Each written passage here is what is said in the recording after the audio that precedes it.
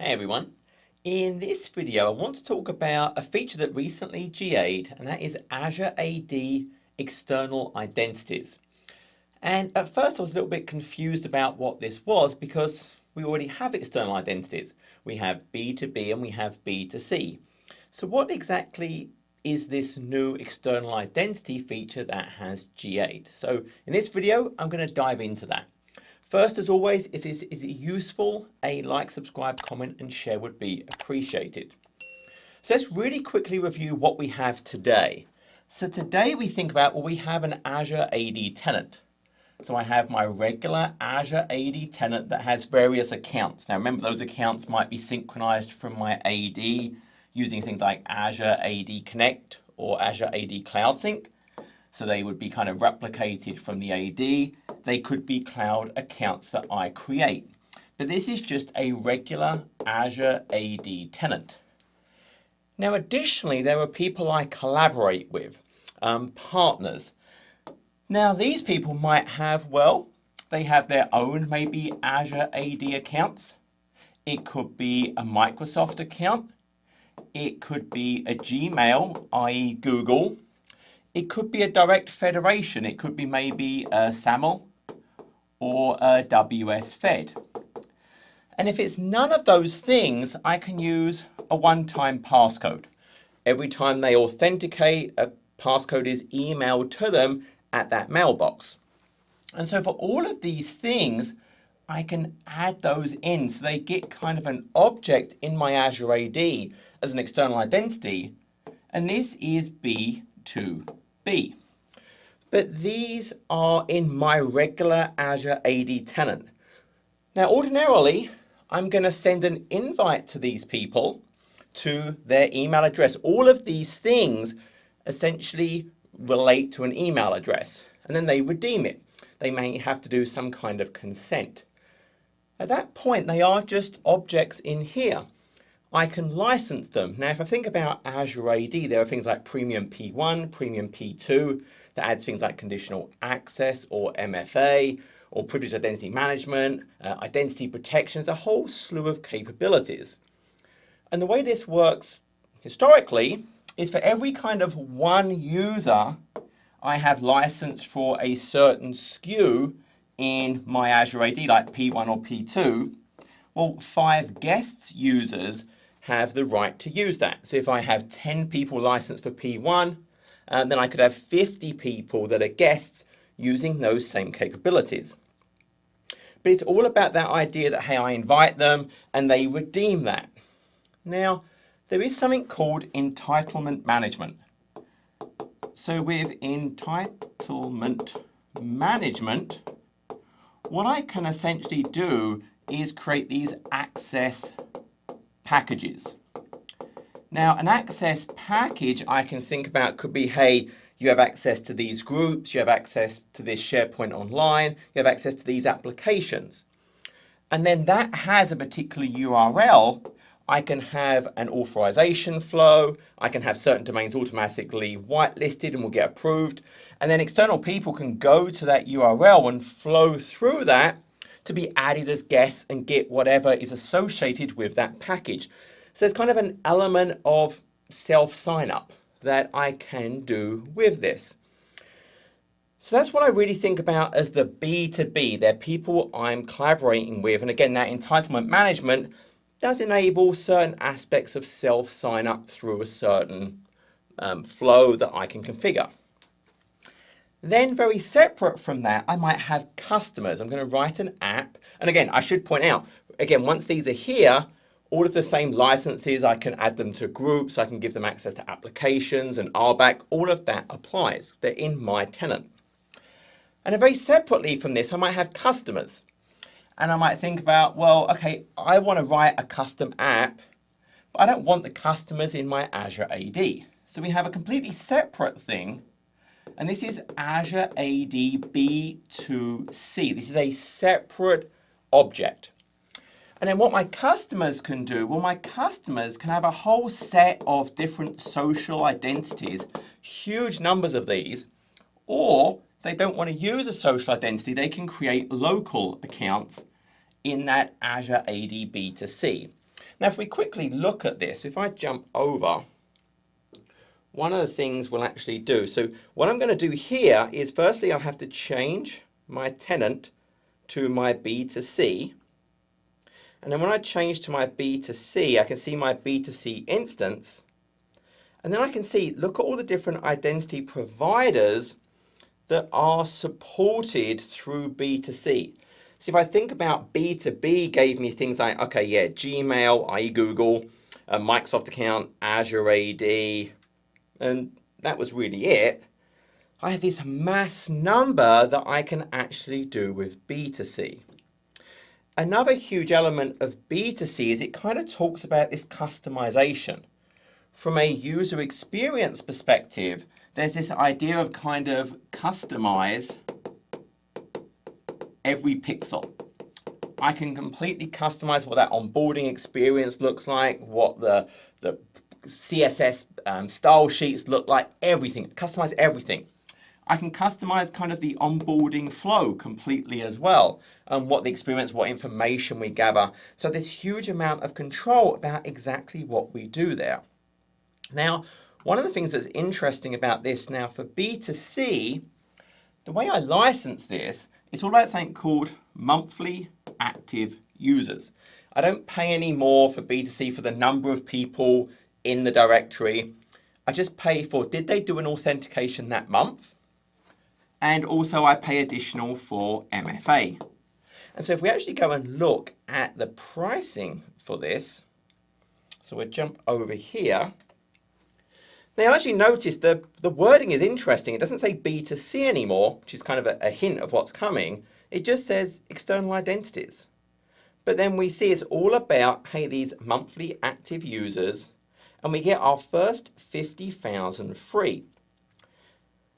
So here I can see, hey, the first 50,000 I pay nothing for, and then I pay for more than 50,000. And then very separately, I pay for each time there is an MFA attempt. And remember, for B2C, I'm using kind of SMS phone-based multi-factor authentication. So it's billed based on just those monthly active users, and then if there's MFA. So that's really that key point around the B2C. But I have this great customization, this massive number of social identities that I can support through there. So okay, so what's external identities? What's this new thing that's GA'd? So if you think about today, there's kind of Azure AD B2B and Azure AD B2C. If I think about external identities, well, it's really an umbrella. I can't draw an umbrella. That looks like a bat or something. But it's encompassing both of those features now. So these kind of roll up now under external identities. So it's a new family in a way that's going to encompass the functionality of Azure AD B2B and B2C. So that's what it is. However, with the introduction of external identities, we're getting some very new nice things on this side of the house, on the B2B. And that's what I'm going to kind of walk through. Now, the first thing we have to do to really start seeing these nice things is we have to enable this new self-user sign-up capability in my Azure AD tenant. So what we're going to do is I'm going to jump over and quickly close this down. I'm going to go back over to my Azure AD. And so we have to kind of turn this on first. So I go to my external identities area. So if I jump back for a second, that was too quick. So I'm over here looking at external identities in that manage menu. And then under my external collaboration settings, we have this enable guest self sign up via user flows. So I've set that to on.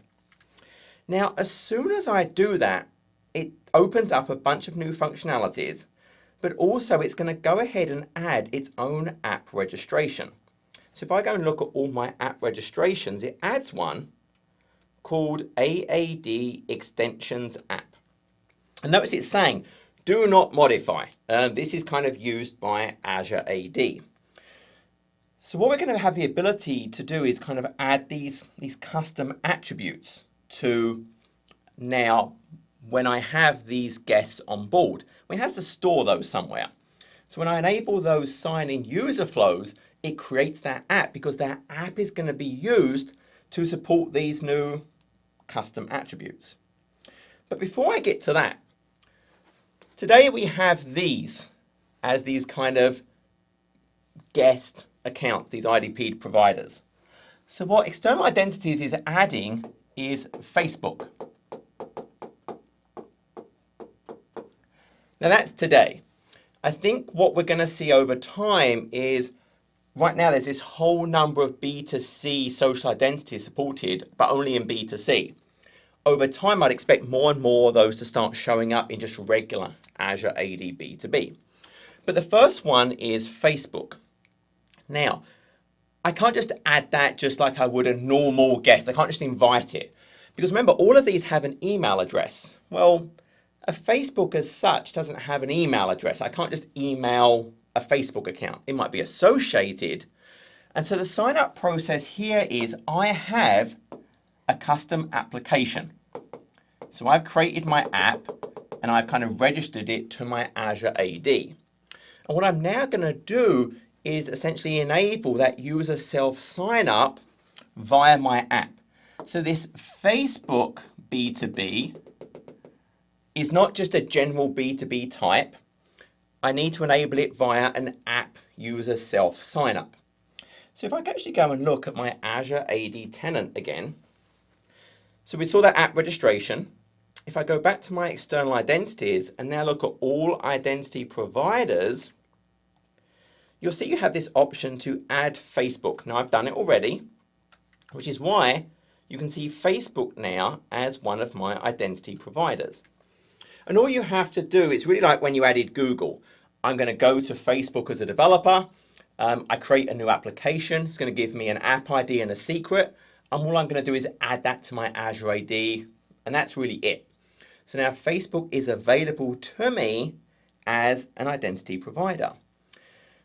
Now, once the user goes through that self-sign-up, they're now just a regular guest in my Azure AD.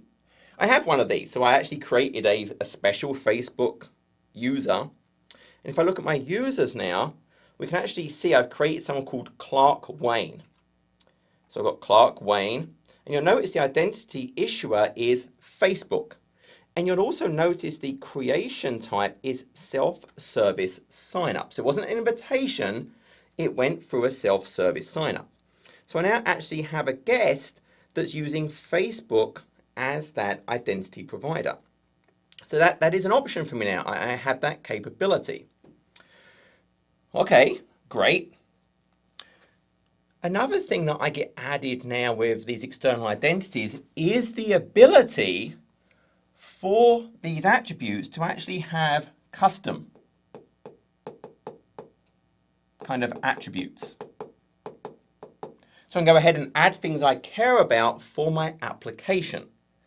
Now remember, these are still people I'm collaborating with, partners. I still don't want to put probably regular customers in my Azure AD, but you might start to think over time as I get more and more features, rather than having to create a B2C, I could just create a separate Azure AD instance. I think there's kind of moving towards that kind of model.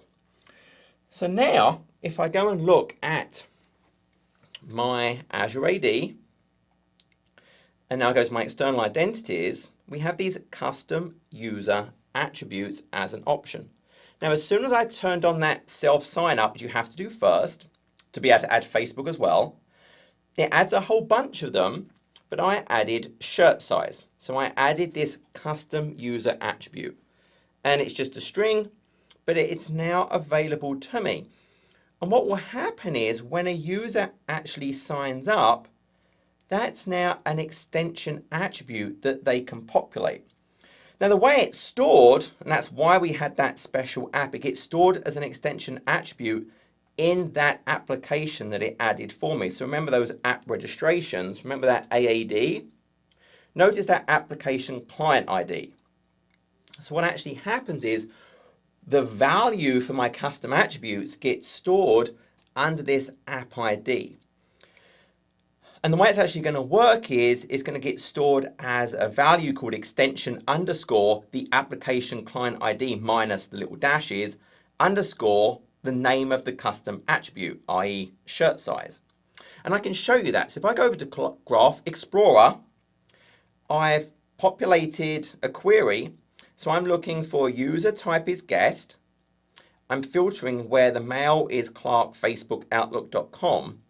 And then what I'm selecting from here is just the user principal name, then the mail, and then notice I'm getting the extension underscore the app ID underscore shirt size. If I run that, there at the bottom we can see, hey, when I registered, I said my shirt size was XL. So those custom attributes I add, I can now get from my application using the regular just Graph API. I don't have to do anything else. It's now just available. I can write those, I can read them. They're available to me. So now I have these custom attributes. Fantastic. Well, how do I get those in when a user onboards?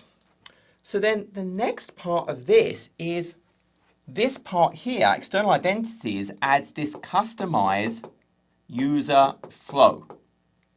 So a user flow lets me say, well, what information do I want and which social identities do I want to allow as part of this user flow? So if we jump back over again, and this time I'll go to, once again, my external identities. Now I can look at user flow. Now I could just create a new one quickly. And notice all it's going to ask me is which identity providers do you want to support, Google, Facebook, Microsoft account, and then which attributes do you want? It's showing me some built-in ones, but then I can add additional ones, for example, shirt size, which is kind of that one that I custom added. So I'm saying when someone onboards through that self sign-up, what do I want them to fill in? And then I would just hit create. Now I've done that already. And once you hit create, I can go back and look at it again. So I've created one already. And then I can actually customize it. For example, I could customize the page layout. So by default, the order of these values might not make sense. So I might move, well, I want given name and surname first, then city, then shirt size last. Like I can move these up, I can move them down. Also, I can change the type. So shirt size originally was just a text box, but I changed it to a type of radio single select. And then I just entered in values I want them to be presented with when they go through the sign up. So I've got small, medium, large, extra large. And what we store in that custom attribute is S, M, L, or XL. And that's it. So now I have a user flow. And that really brings it all together because that user flow obviously is using, well, it's using the identity provider I added, i.e. Facebook. It's using those custom user attributes, i.e. shirt size. And then the last thing I do is I just link it to an application. So I went ahead and actually created a Saviltech external ID sample app. So I just click add app and then select the application I want to tie to this user flow. Now for that sample application, all I did was I went and did a new registration. I gave it a name. I selected, hey, I just want accounts in this organization. And then I just did localhost 3000. I'm going to use a Node.js file, and that's it. But I don't have to enter anything yet. I can just hit register. Once you hit register, you can actually go in and say, hey, help me out. So I can do quick start, and it will help me build an application. So what I did was a single page application. I did a JavaScript implicit flow, and it will actually set it up for you. So notice it says, hey, look, your application is already configured with the required attributes. That's because I've done this on this app already. But if not, there'd be a button I could click that would go ahead and make the changes. It would set the redirect to the correct value, and it would enable the implicit grant. If I actually go back to the overview, you can see, hey, look, I have a redirect URIs up here, and it populated localhost for me, and it set up the implicit grant flow value. So it did everything for me. And then that quick start just has a file you download. So after it's made those changes, you download the sample code and you can just run the thing. And then obviously then I've got an app ID. That's what I go ahead and link to the user flow. So let's actually take a look and see this kind of all the way through. Now what I'm going to do first is if we actually go back to my Azure AD, I've already added that Facebook user. But to demo the process, I'm going to delete it. So it now becomes an unknown user again when I try and use it. So that's gone.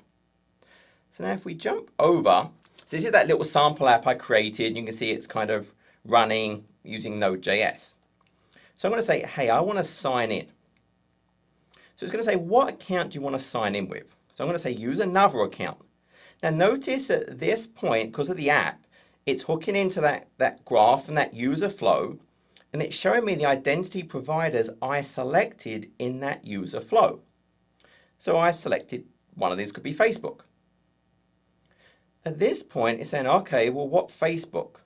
And because I'm already signed in as that Clark Facebook account, it's saying, well, it's not previously used. You want to sign up for an external account now in this Azure AD tenant. Well, yes, please, I do. So now it wants to just quickly verify my email address. So I'm just going to put in an email address that I'm associating with this. It's just going to send a verification code to that mailbox. So if I go over here, what I should hopefully see, here we go, is tiny, tiny text that I can't read because I'm too old. But it put in a code. And I will put in, there we go, put in the code, verify. And at this point, it's going through, remember that user flow I had fields, and I put them in an order. So because I put them in a nice order, which name first, okay, then city, well, I did metropolis. What is your shirt size? And to prove it's kind of using the values, I'll do large instead of extra large. Clark has been working out. Continue. And that's now going to go ahead. I don't need that for now. And I'm in. I could kind of see my profile, and there's kind of that very basic information. If I jump back over now and refresh again, well, there's Clark Wayne is back again. And you can see once again, it's kind of that Facebook and the self-service sign up.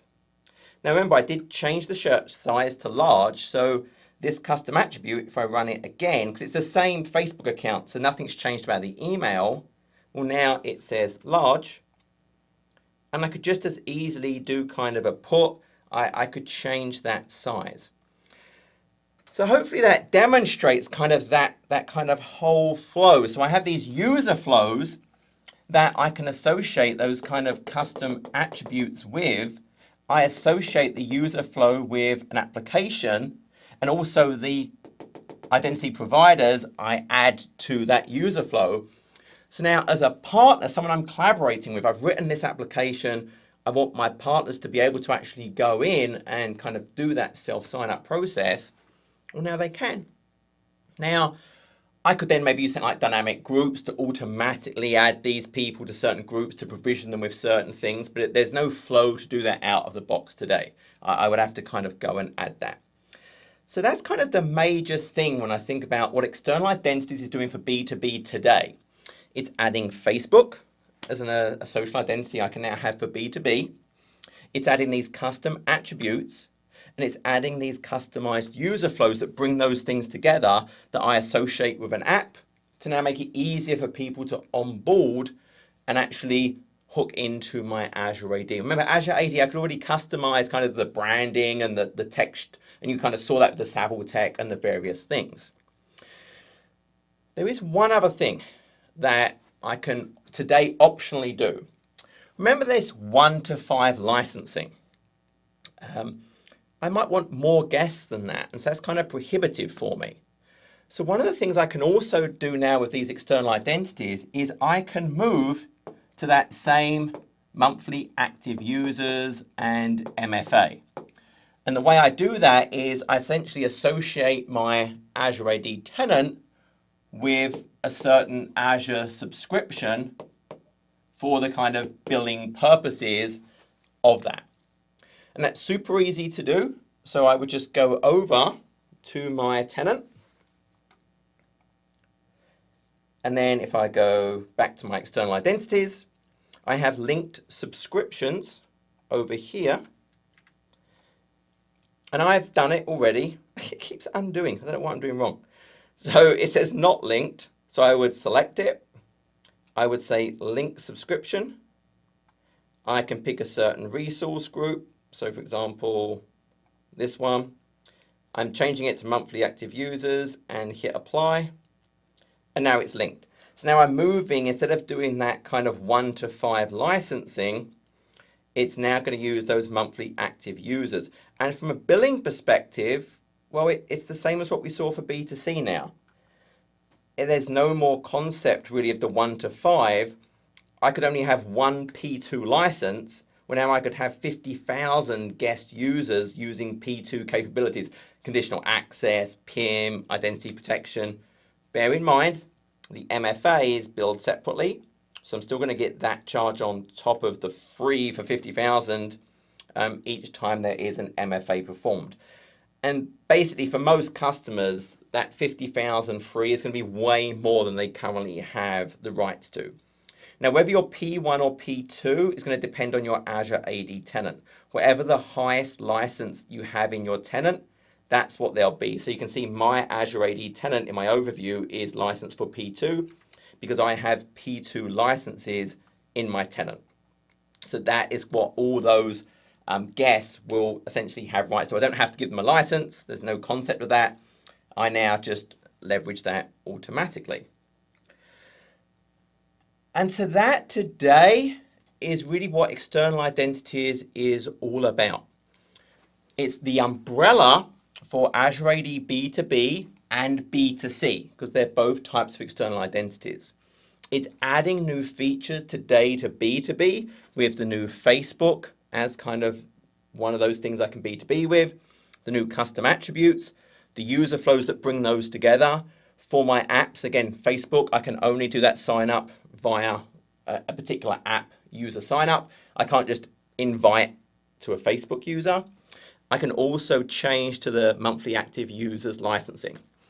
B2C is not going anywhere, that's still there. Again, if it's for my customers, I don't want them in my Azure AD. I want to support far more different types of social, those local accounts. Fantastic, carry on using B2C, that's what it's there for. But that is what external identities is. It's that umbrella for them. And that's about it. I hope that was useful. Until next time, take care.